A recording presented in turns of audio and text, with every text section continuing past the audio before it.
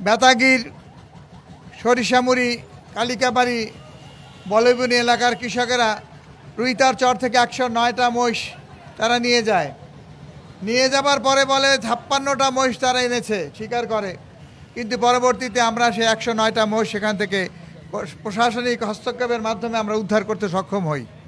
জেলা প্রশাসক মহোদয়, তাদের কাছে নিবেদন করব, পুলিশ, ওসি সাহেব, নৌবাহিনী, যে সকল প্রশাসনিক কর্তৃপক্ষ আছে সবাইকে বলবো যে আপনারা একটু দেখুন এই গরিবদের মুখে চেয়ে, এই দুঃখী মানুষগুলোর জন্য আপনারা একটু কথা বলুন এবং বামনার মানুষকে যেন আইন নিজের হাতে তুলে নিতে না হয় এই নিশ্চয়তা আপনারা দেন। যারা আইন তুলুক, আমরা আইন হাতে তুলতে চাই না, আমরা শৃঙ্খলা চাই। এই শৃঙ্খলার পক্ষে আপনাদের সমর্থন চাই। এই রুইতার চরের যে অর্ধেক জমি সংসদ সদস্য মহোদয় বেতাগীবাসীকে দিয়েছেন সেটা সম্পূর্ণভাবে আইন বহির্ভূত।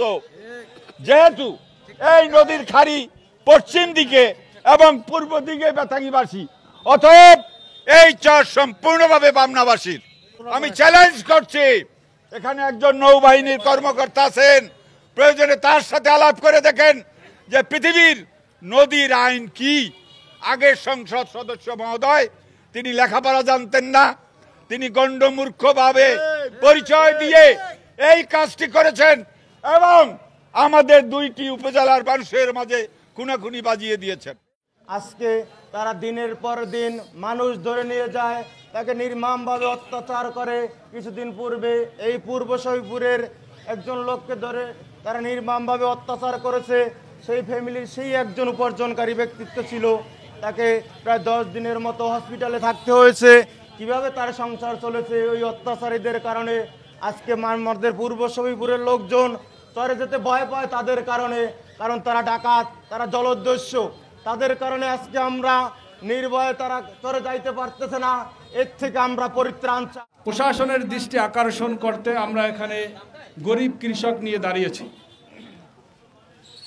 এই রুইতার চর 1964 সাল থেকে রেকর্ডকৃত সম্পদ, এটা বামনার।